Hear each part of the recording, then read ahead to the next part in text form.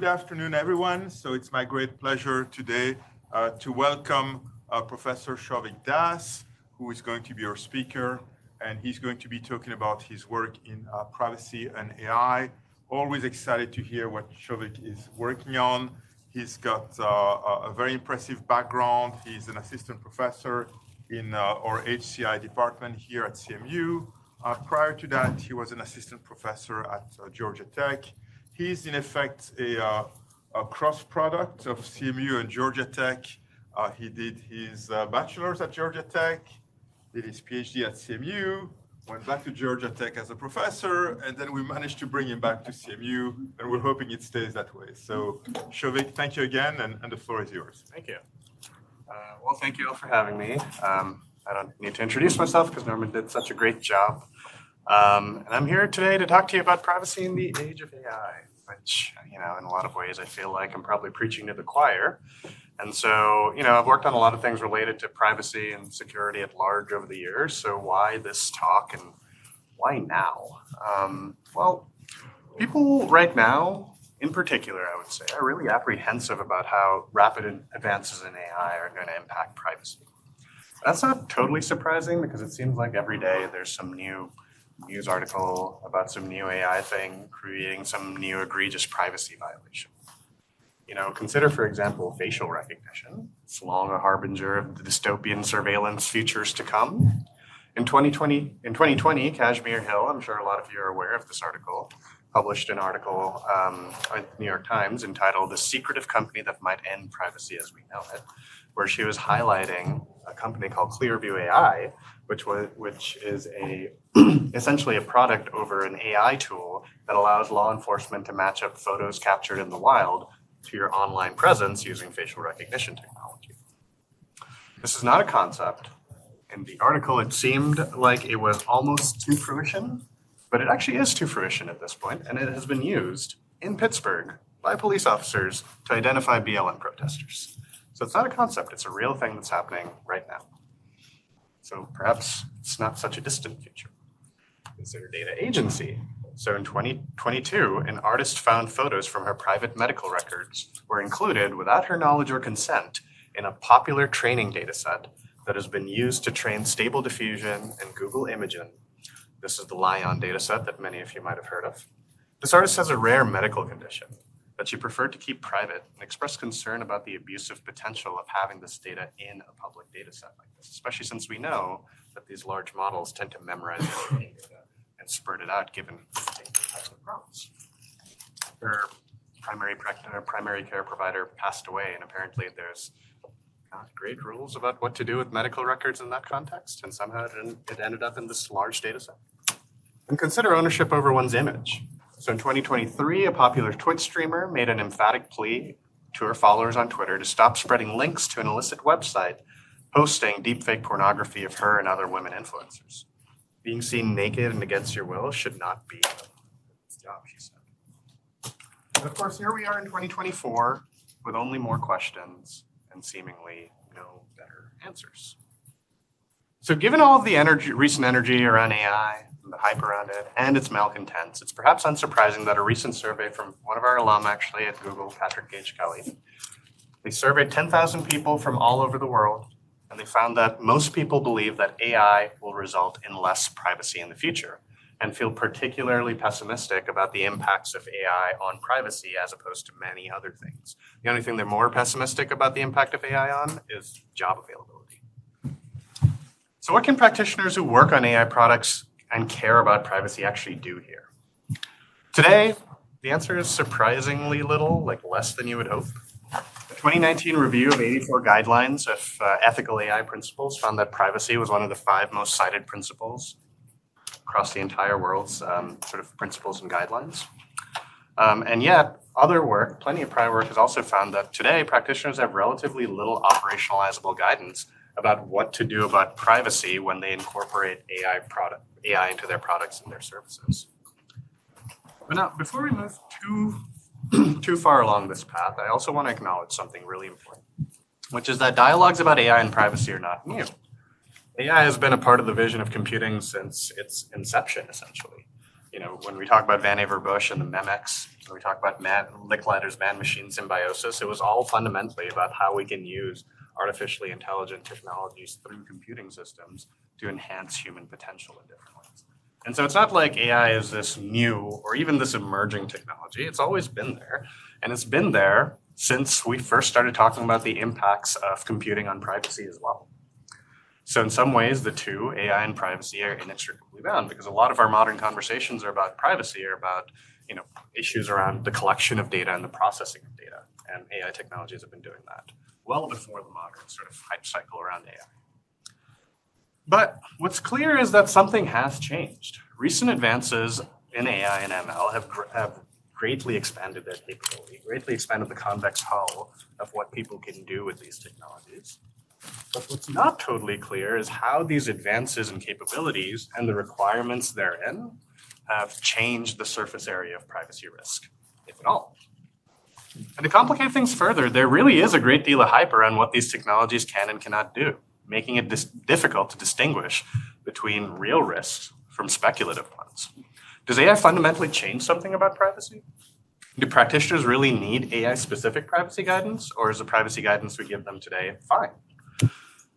Without answers to these questions, we sort of risk starting our sort of inquiry here from a place of fear, uncertainty, and doubt, rather than having a firm foundation. And we don't want to fall prey to the AI doomerism hype cycle as well, with crystallized by this letter to pause giant AI experiments, which also received a bunch of backlash from AI ethicists. So to that end, we have three foundational questions that we're exploring in our work here. First, how does AI change privacy risks, if at all? Second, are practitioners equipped to recognize and mitigate these risks? And third, what can we do to better support practitioners in their AI privacy work? So let's start with that first question. Answering this question was the focus of a forthcoming Chi paper led by my student, Hank Lee, who might be joining us online on Zoom over here. So we introduce a taxonomy of privacy risks entailed by the capabilities and the requirements of AI technologies. But getting to the finalized taxonomy was not easy. We had a lot of false starts that led us down speculative paths, which we wanted to avoid. It was difficult, for example, to understand what AI changed without a clear notion of what privacy meant prior to modern advances in AI. It was also difficult, furthermore, to draw a direct through line between a privacy outcome and a specific AI capability or requirement, because oftentimes it's sort of this tangled web of things that have led to a particular privacy outcome. And so ultimately what we settled on was this qualitative taxonomy construction process. And to keep our process grounded in reality, not speculation, we decided to scope our analysis to cases of documented privacy harms related to AI privacy incidents. We sourced these from a popular AI incident database called the AIAAIC. The AIAAIC is a curated database of over 1,000 incidents where AI has purportedly caused some kind of harm. This list, moreover, is tagged with a variety of pertinent criteria, things like whether or not it's related to privacy, fairness, transparency, accountability, etc., as well as sort of like the industry sector it's associated with and a variety of other things. And over 300 of these cases were tagged as being related to privacy in some way. So we manually analyzed these to see if the privacy risk described in that instance was either created by, exacerbated by, or otherwise not meaningfully changed by the capabilities and requirements of AI. And to assist in this assessment, we rooted our analysis against Solov's popular 2006 taxonomy as a baseline. Because Solov's taxonomy was proposed at a time, sort of the perfect time for our purposes, which was it was a time when privacy concerns entailed by computing loomed large, but it was before we could really grasp what modern advances in AI would be capable of. So this was in 2006. So if the risk described in an incident appeared to be captured by Solov's taxonomy in a manner where the capabilities and requirements of modern AI played almost no role or very little role, we said it was not meaningfully changed. On the other hand, if the risk described appeared to be different than what was plainly captured by Solov's taxonomy, we asked, is the risk here sort of fundamentally new in some way? Or were the capabilities and requirements of AI sort of exacerbating this risk that we knew about well? So here's where I'm going to ask a question of you all. What percentage of privacy incidents were created or exacerbated by AI? So let's see if I can.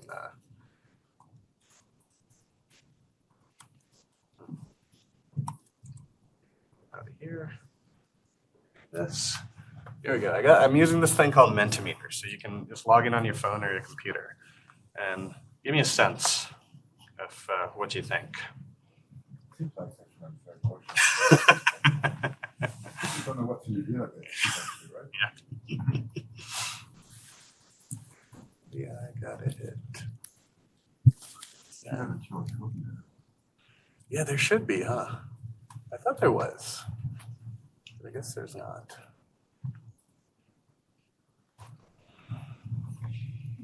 Oh, the screen's right in front of me too. That's helpful. Also do a show. No one knows.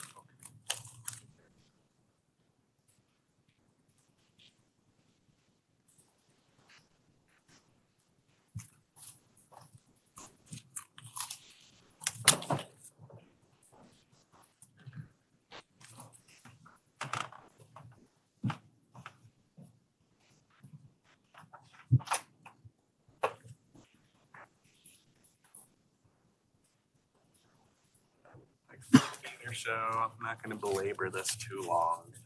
Getting a sense here. It's cool. This is the first time I've done this because I wanted to get a baseline before I showed the actual answer from our analysis. It looks like most people are sort of in that 50 to 75% range. A few of you sort of evenly split between less than 50% and 75 to 90%, and a couple of you 90% or more. So remember, this is a curated list, so this isn't necessarily representative of every possible privacy incident that is tagged as being related to AI.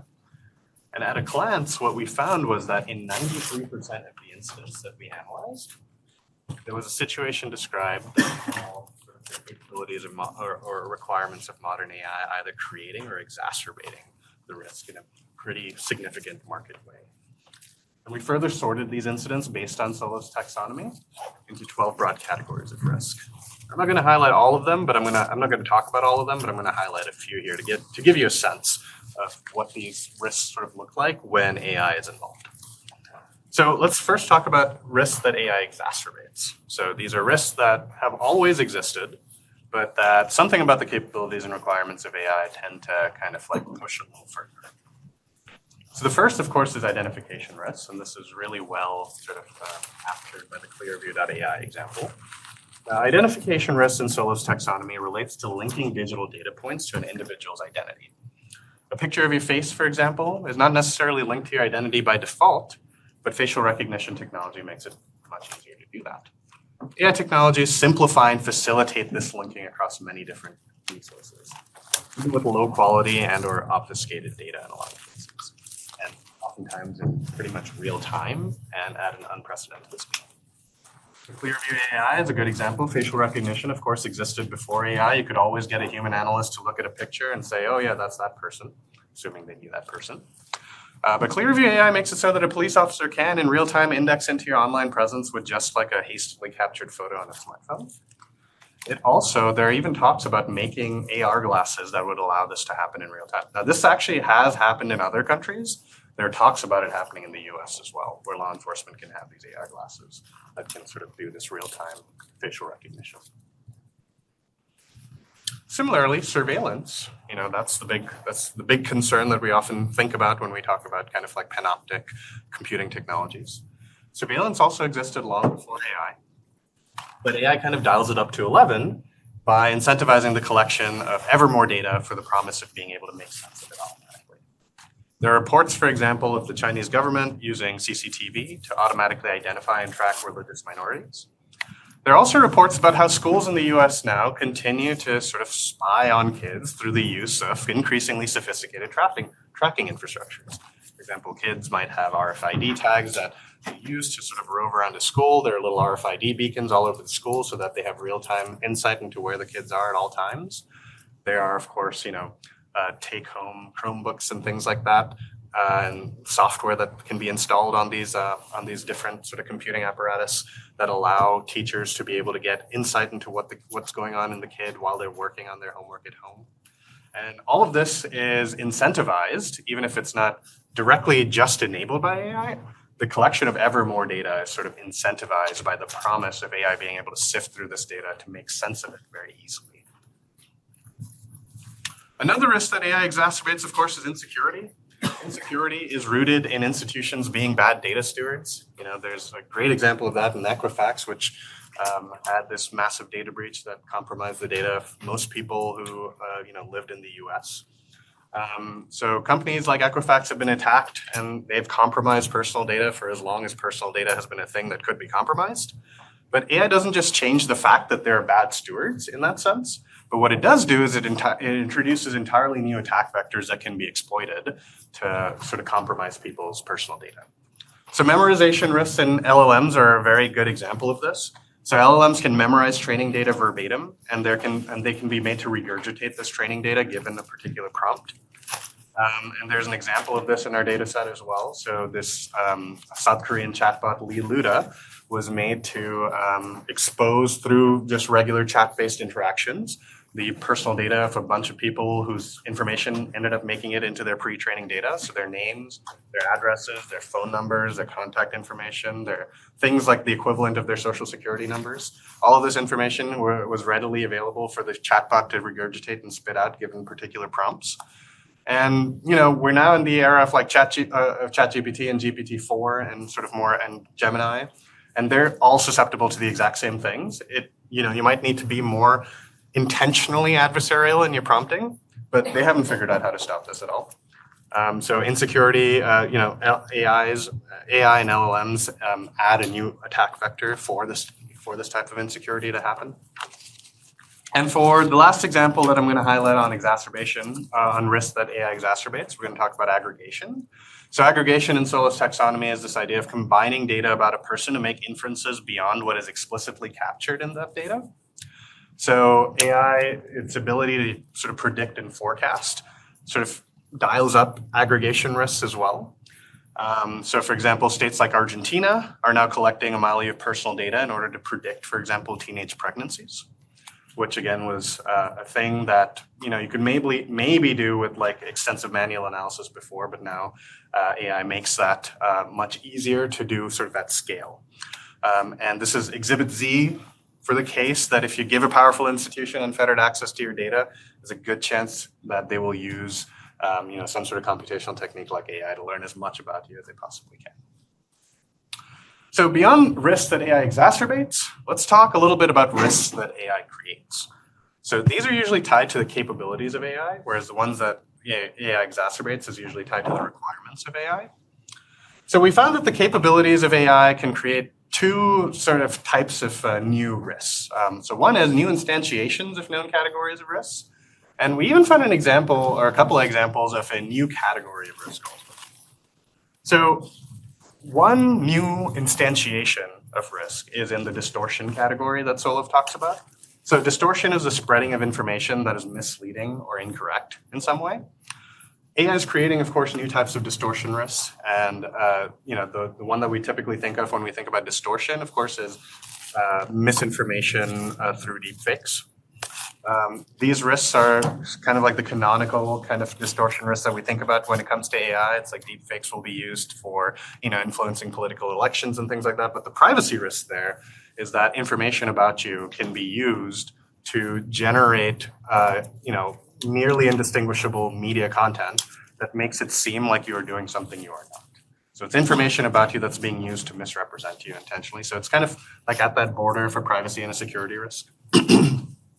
4chan users in our data set, we found that 4chan users have used deepfake technologies to create videos of celebrities saying homophobic and racist things, which I'm sure none of you predicted when I said 4chan.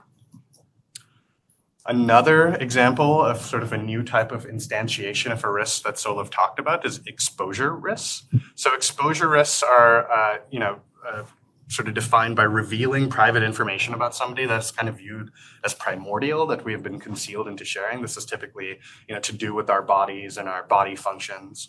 And traditionally, these sorts of risks arise when people are, secretly recorded, perhaps without their consent, or perhaps even with their consent, but without their consent to share.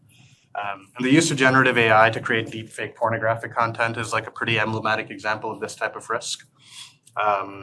So people have been in our data set, we found, for example, that people are using GANs or generative adversarial networks to, for example, uncensor sexual content, but also to produce deepfake pornography content and things like that.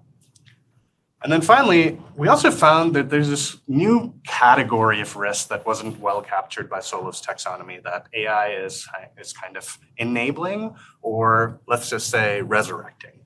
And this is related to phrenology and physiognomy.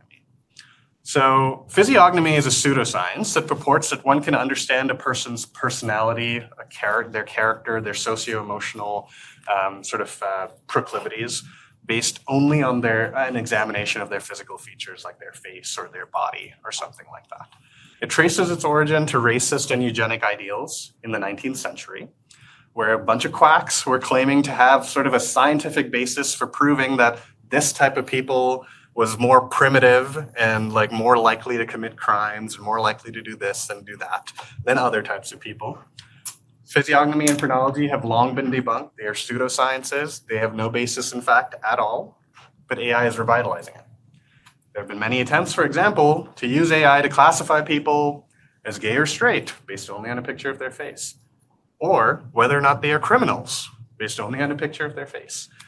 There's of course lots of flawed assumptions going into the very creation of these technologies that are, again, sort of incentivizing the ever more collection of data and the ever more use of this data towards bad ends. So hopefully I've provided some evidence now as to why we think modern AI doesn't change privacy risk in some way. But that begs the question, if AI creates new privacy risks and exacerbates others, how well equipped are practitioners working on AI products and services to recognize and mitigate these risks?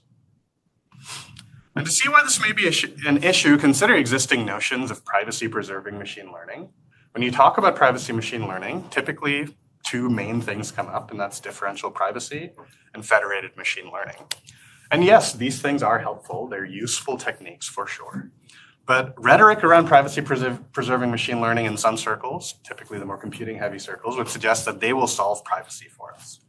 That can't be further from the truth, right? I could create a differentially private algorithm to classify whether or not you're a criminal or not based on your face in a federated machine learning architecture. That's not going to eliminate the privacy risk, fundamental to that idea itself.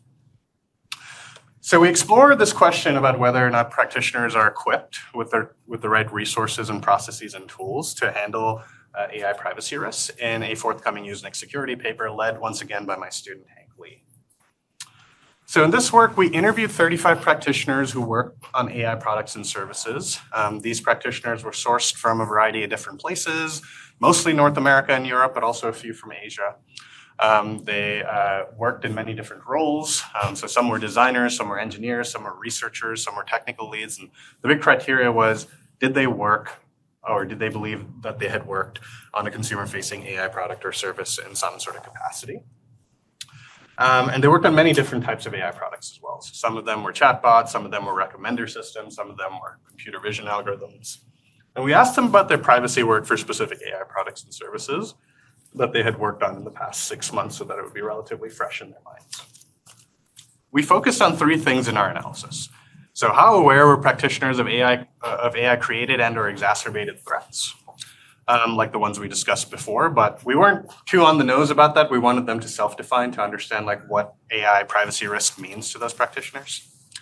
What motivated and inhibited their privacy work in some way, and what affected their ability to do this work. So let's first talk about kind of the awareness barriers that they faced. So we found that when defining privacy work for their products, practitioners often use the language of harm reduction to users and risk mitigation, again, to users. But the way they defined and situated these risks were very non-specific to the capabilities and requirements of AI. Typically, they largely define privacy risks for their products and services as, they didn't necessarily use these specific words, but in their sort of articulation of them, we categorize them as concerns over surveillance, concerns over identification, exclusion, secondary use, and insecurity overall. But again, the way that they talked about these risks had nothing to do with the fact that there was some sort of AI component to their products or service. For example, a technical lead discussed the need to make privacy-respecting machine learning models that would only be able to analyze data in the aggregate, right? So they said should only be able to analyze data in the aggregate as per what you would maybe think about if you had heard of differential privacy. Yes. Could you say a word about how you recruited these people? Where did you find them? Yeah. So it's really hard to recruit practitioners, especially who work on these things. So we started with kind of a general kind of like social media outreach effort. So I'm pretty active on social media, but my student Hank was also knew a few of these folks. So we got them. We tried to recruit their teams, and we also tried to do some snowball sampling from there. So have them recruit. Were all these people working in industry, or did you have some people working? All in industry. So all of these folks were in industry. Do you have a sense for the diversity of companies? Are these mainly, top tech companies, or do you have a diverse group? So I would say probably the majority would be like pretty big tech companies, but we had a few. We even had like a startup in there, and we had some diversity across these companies. But it's 35 practitioners, so not like a ton of diversity, I would say. A researcher also expressed the inherent tensions here around implementing tight controls around data. So they said, you need to put borders around certain data, but also internally share the data and understand what's happening, illustrating this kind of tension around putting borders around data, but needing to share information across teams. Software engineers stressed the importance of siloing the data so that it's not used unexpectedly. When I worked at Twitter, for example, this was as a consultant and pre-Musk. There was this team called the Meta team, which was all about sort of like advancing ethics in Twitter's research practice. And they wanted to collect demographic information for fairness purposes. But they were scared to death of putting that information in the company's actual sort of like backend for analysis because they didn't want it to be used unintentionally for advertising or something. So illustrating this kind of tension of why one team might need to genuinely collect certain information that might be privacy sensitive, but they really don't want it to like cross over to other uses or things like that. So this is typically what we heard when we were hearing about that. Oh, Hank actually replied to your question, Norman, if you want to see. Yeah, I can read the answer. Given that I am the faculty advisor here, I know almost nothing about the methodological details. I know the feeling.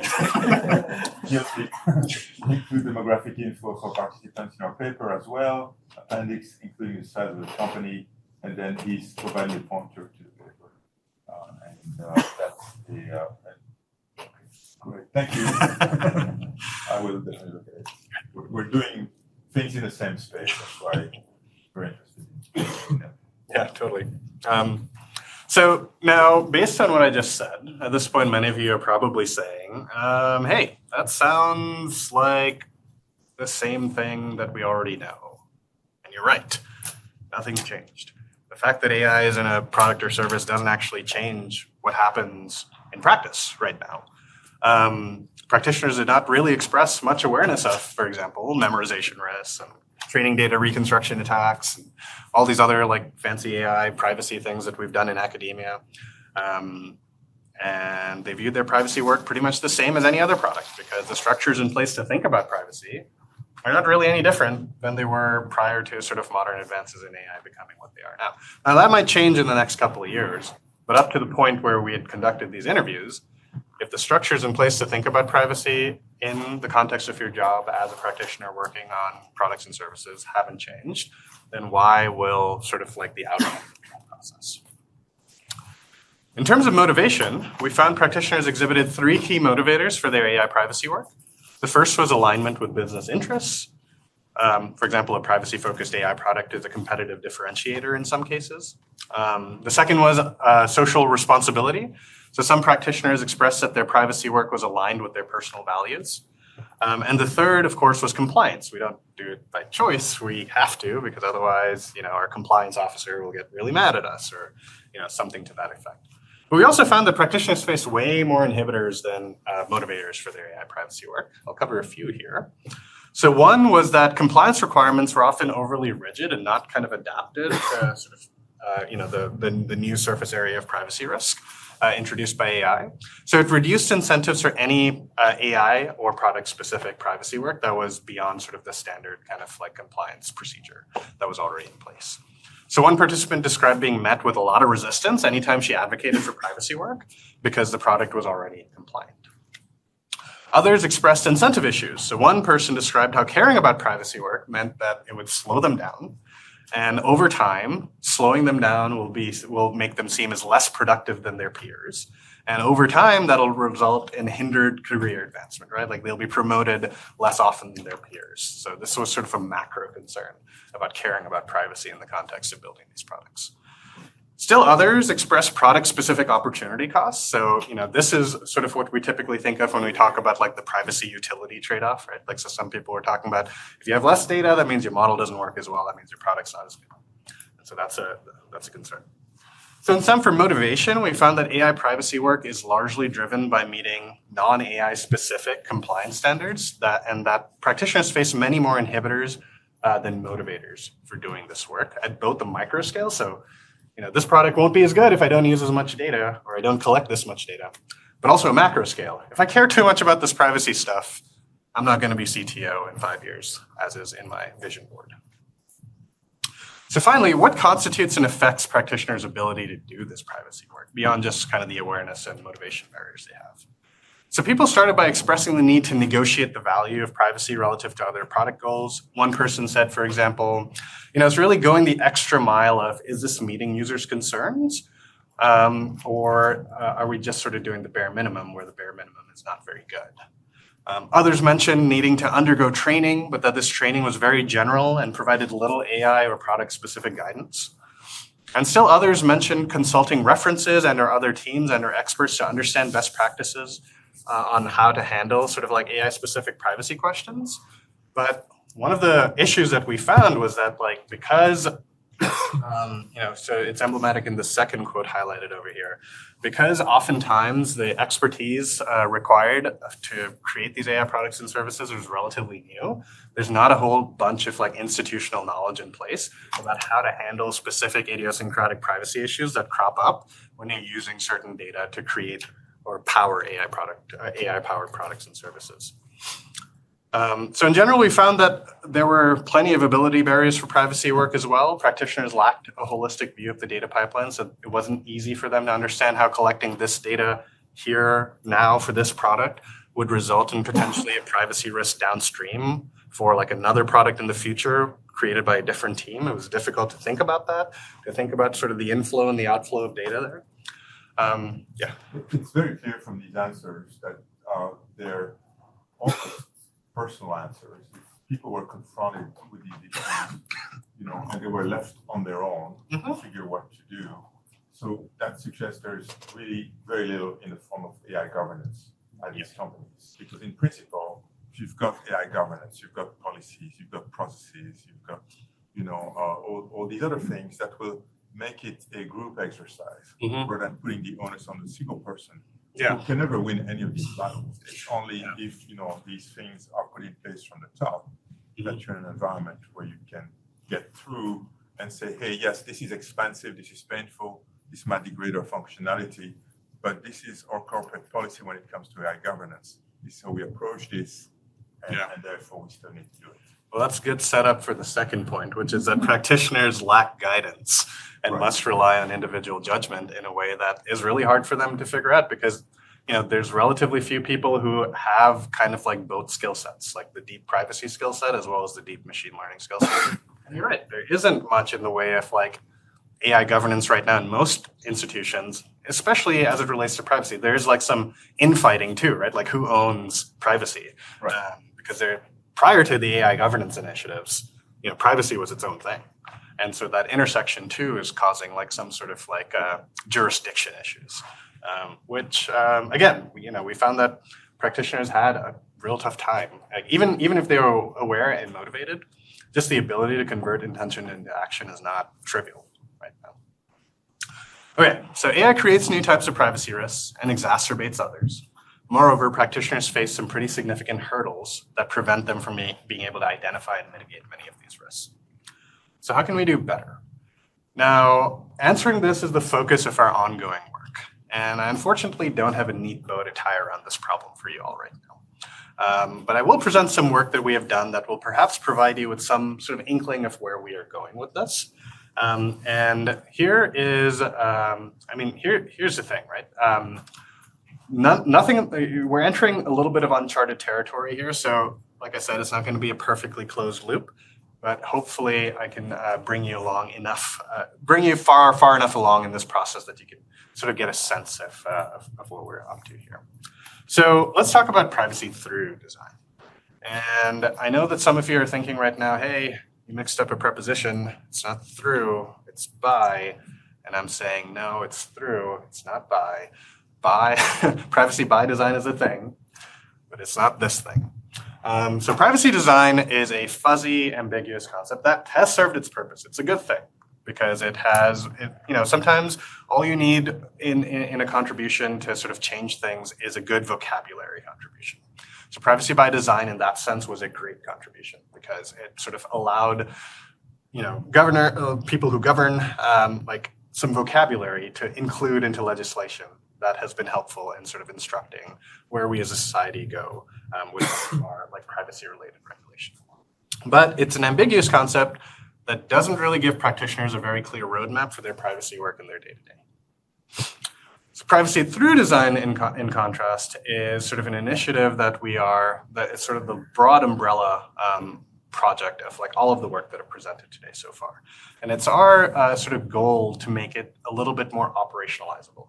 Sort of turnkey design methods and artifacts to help practitioners actually, given a AI product concept, how can you actually think about this utility versus intrusiveness trade-off that a particular AI product concept might entail.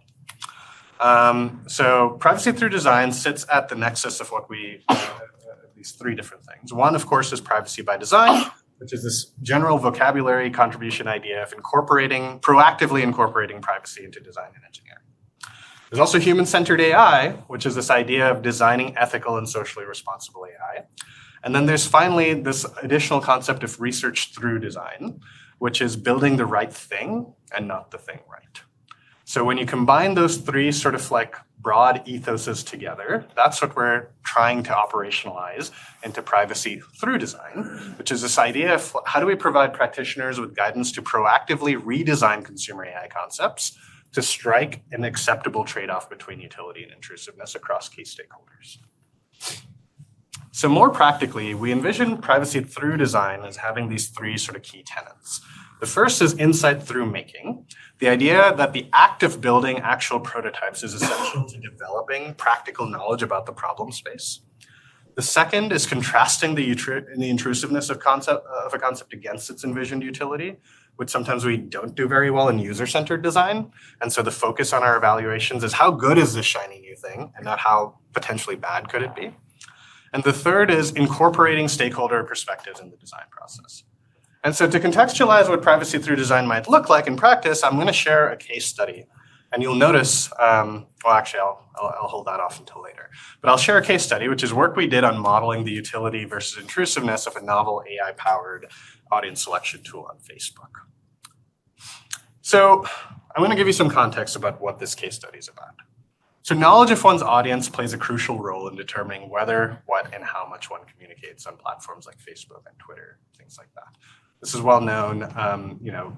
There's been lots of work done by Lori's group and Norman's group and Alessandro's group and a bunch of other people at CMU and outside of CMU that sort of illustrate this point in the context of social media sharing. So unsurprisingly, audience selection controls are crucial to social media platforms like Facebook. But despite their essential role, these controls have remained largely unchanged and static over the past decade. Users pick from predefined lists of manually included of friends to like manually include or manually exclude, or they can pick out of generics like friends, friends of friends, public, only people who follow me, things like that. Right? Moreover, these static audience selection controls have resulted in many well-documented interpersonal privacy violations For example, a boss seeing one's anti-work post was like a big fear right around the time I was starting my PhD. The big privacy concerns of the day is like, what if the wrong person sees your Facebook post? And then you're going to suffer the consequences of that, right? As a result, prior work has also suggested that the lack of more expressive audience controls can lead to self-censorship and regret. In fact, some of the initial work of my PhD that I did with some of Laurie's former students was very much focused on this topic. And in fact, in one of these first papers as a PhD student that I co-authored, my co-authors and I suggested this potentially radical solution, right? What if we could dynamically specify our audience in real time? So what if instead of just like picking friends, you pick friends who like pizza, because I only want my friends who like pizza to see this post, or friends who are in the privacy seminar with me. What if through natural language I could specify like my perfect audience, and only they would be able to see the content that I want them to see? What if your friends who like pizza don't want you to know that they like pizza? Well, here we go. Here we go. So, as Norman has very astutely identified, this sounds cool, but there might be privacy risks entailed with this concept as well, right? So, would this dynamic audience selection be a good idea given that there's like kind of a push and a pull here? So it could provide users with tighter and more expressive audience controls to prevent accidental disclosures. But it also requires a dynamic partitioning of your friends according to a variety of arbitrary inferences about them, right? Such as whether they like pizza. Do they want you to know whether they like pizza? Do they want Facebook to know that they like pizza so that Facebook can partition them into a pizza interest group? So how do we weigh the potential utility versus the intrusiveness of this concept here? So let's see how we might use something like privacy through design to answer this question, starting with this first tenet of insight through making. So insight through making suggests that because the act of design is reflexive and can expose the constraints of a problem space that were previously unknowable if you were just kind of conjecturing about it, we must actually try to like operationalize this problem. Right? How do we build something that can help us solve this? So we developed a design probe, so this is a low fidelity prototype, to envision how dynamic audience selection might look and feel to users in practice.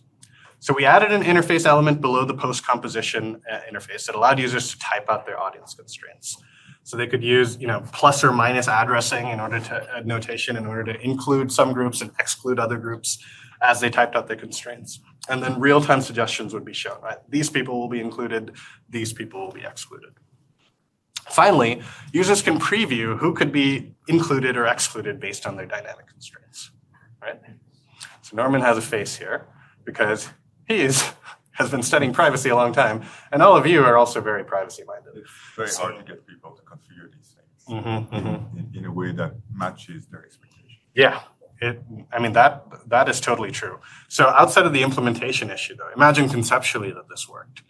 We presented this to people. And we did an A/B test. We showed them Facebook's default audience selection controls. We allowed them to play with this thing, and we gave them scenarios. And we asked them, which one would you prefer? We did the standard thing, right? The between subjects experiment to see preference. And you know what we found?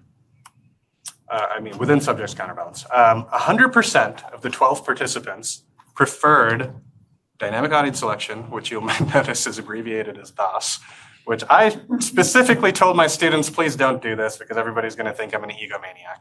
But they were like, because you said that, we will name it this. But 100% of the participants in this A/B test preferred dynamic audience selection over Facebook's static audience selection controls. Smashing success, right? So this is the problem with user-centered design. We focus on the shiny new thing and what it brings us, and that's how we evaluate it. We don't necessarily think about what does that shiny new thing entail.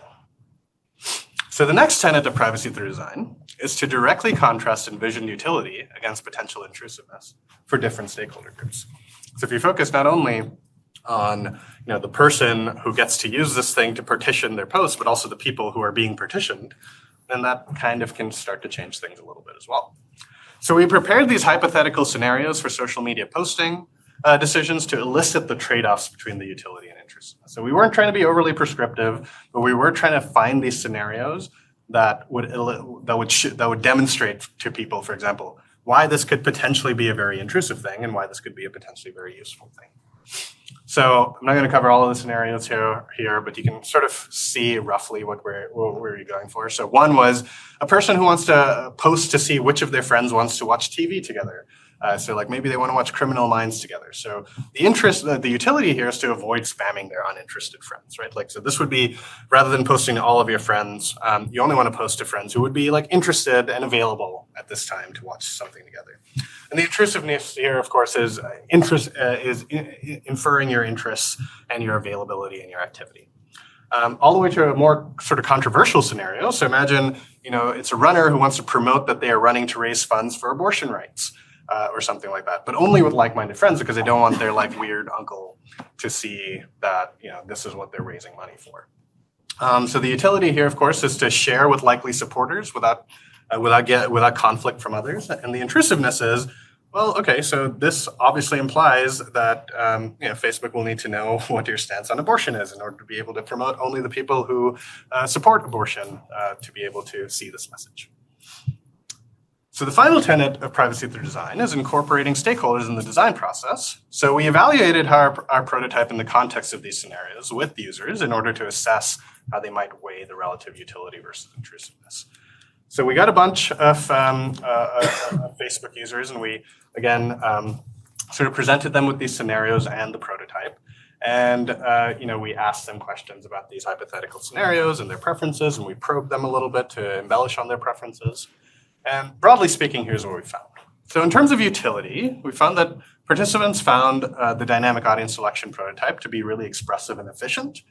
They expressed that they felt it could be really helpful and could scale beyond their own understanding of their friends, right? Like, so I feel it could be really helpful because, if I've got a network of 1,000+ friends, this can really help me figure out who to specifically target my post towards based on their interests and whatever. And one person said something even stronger. They said, if I post something more controversial, I'll definitely use dynamic audience selection, right? But when we started to ask a little bit about like what creating something like dynamic audience selection would entail in terms of the privacy risks and things like that, we started to get colorful responses there too, right? Like, so some people said, I don't want an algorithm to label my family. I don't want Facebook to be able to automatically infer that this person is my second cousin or something like that. Other people said, I would be pretty shocked, if Facebook could do this. And other people even went as far as to say, they would be intimidated if this sort of information could be inferred about their friends. So on balance, when we sort of presented not only what this could be good for, but how this could potentially be bad, we found that participants weighed the utility versus intrusiveness differently based on the stakes of a scenario. So for low stakes posting scenarios, participants found dynamic audience selection to be too intrusive to warrant its limited marginal utility.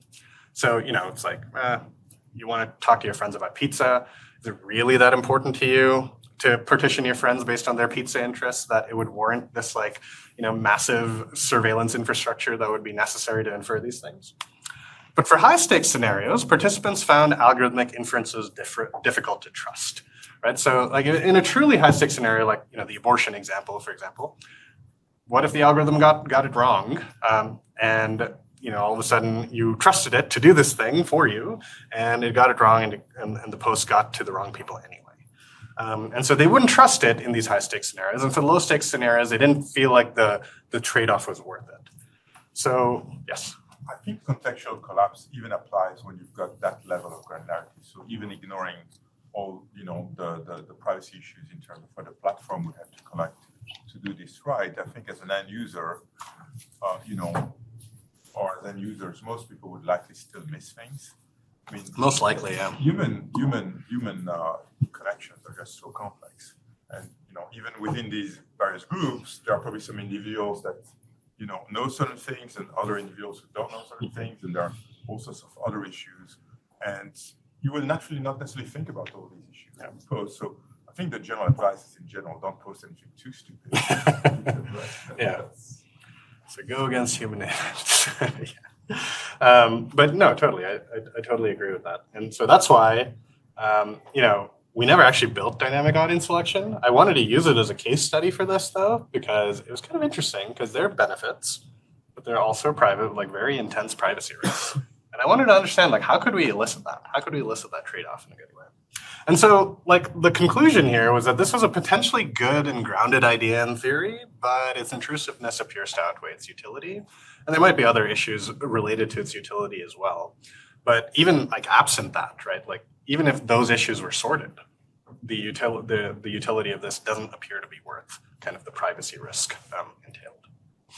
But here's the rub, right? Like, so this work was not the culmination of our work on privacy through design. It was actually its inspiration, because an astute audience member would have probably recognized that, hey, this was published in 2021 and the other papers were published in 2024. So this isn't this isn't like how we're solving AI privacy, but this was kind of the inspiration for that gave us this hint that design processes really do matter when you're trying to provide practitioners with an ability to mitigate privacy risk.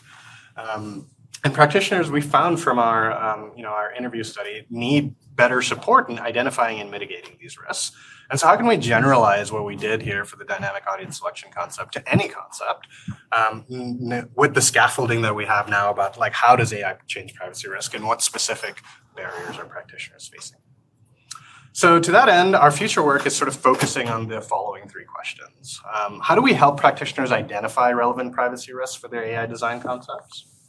How do we help practitioners kind of lobby for improved privacy protections, even if compliance mandates don't necessarily require them? Like what can we possibly provide to them to help them do that? And how do we help practitioners mitigate relevant privacy risks and strike a more acceptable utility risk trade-off?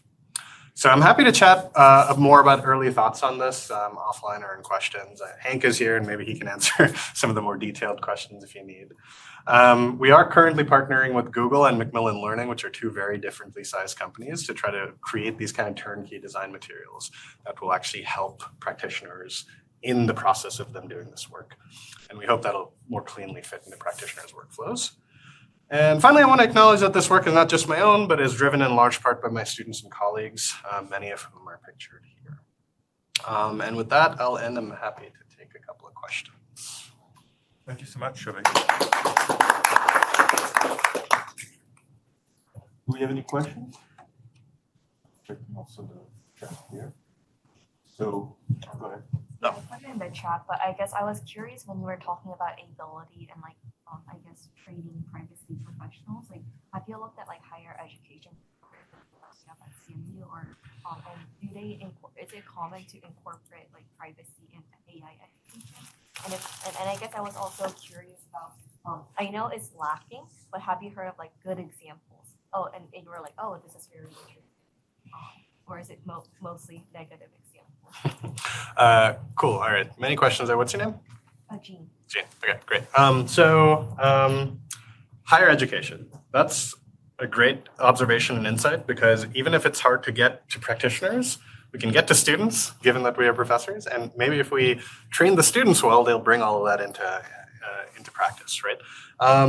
So the short answer is I haven't done a very rigorous analysis of to what extent does AI education have a notion of privacy. My guess is that if they do have a notion of privacy, it's this very kind of like technical definition of like differential privacy and federated machine learning, which the rhetoric around that is that will solve your AI privacy for you. And I don't think that's true at all. And so, well, I mean, not at all. Differential privacy and federated learning are good things.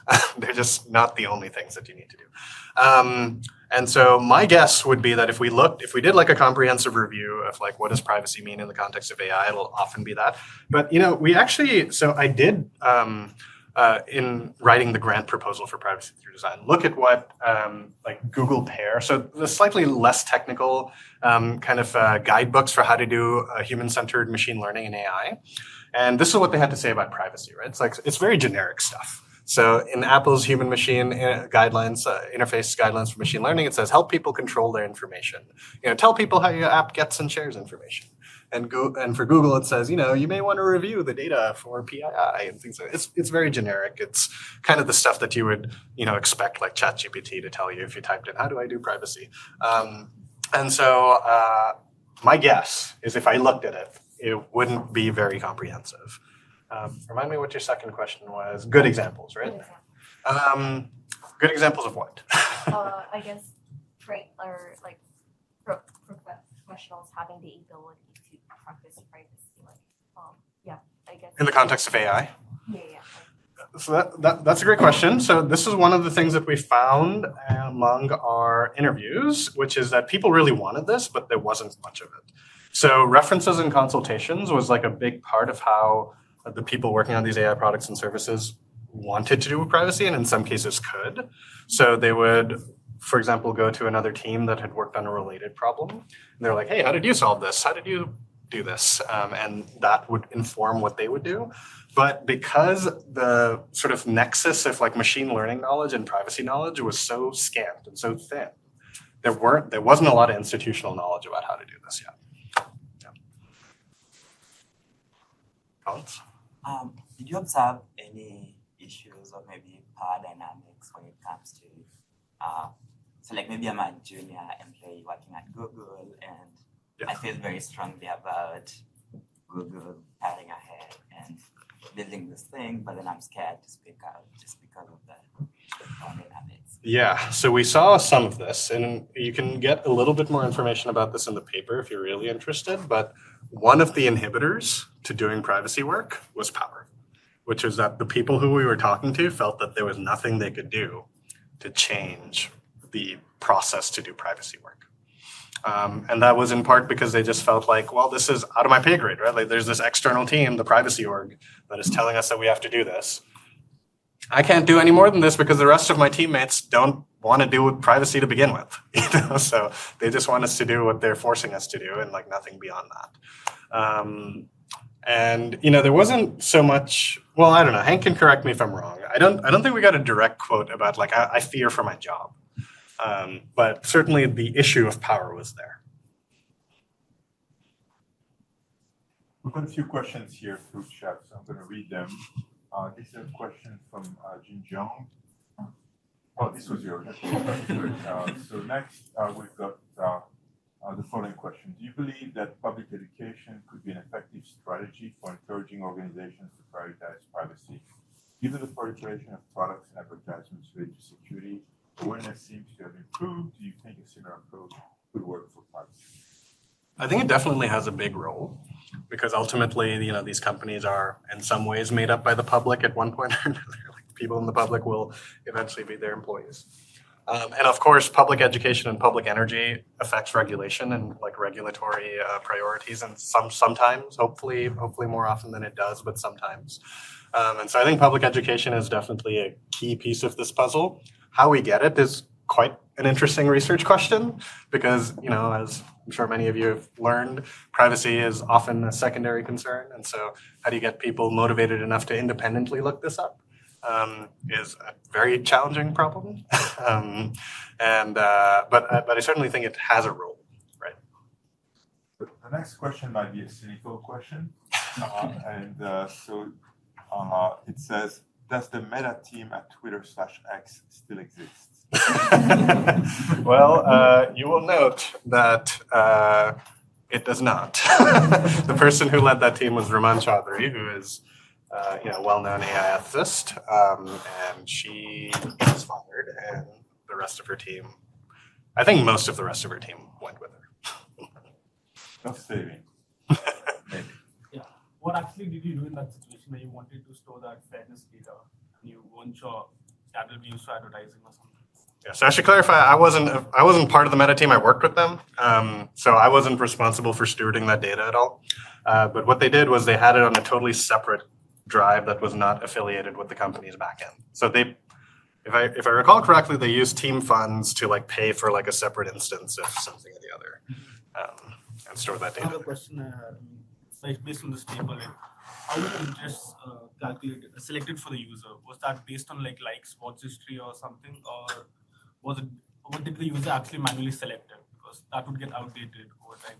Are you talking about for dynamic audience selection? Yeah. It was a low fidelity prototype, so we didn't actually implement the algorithm. We need to access Facebook's backend to actually implement that algorithm. And so it was simulated in these scenarios.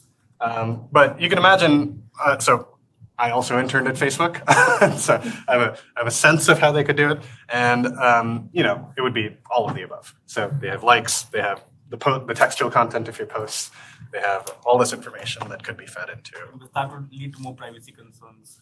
Well, that's the point. Yeah. Well, this is clearly a very exciting topic, and I'm sure we could continue talking about it for a long time, and we could probably invite you every year to give us an update on your work. Thank you so much, Sauvik. Thank you for having me.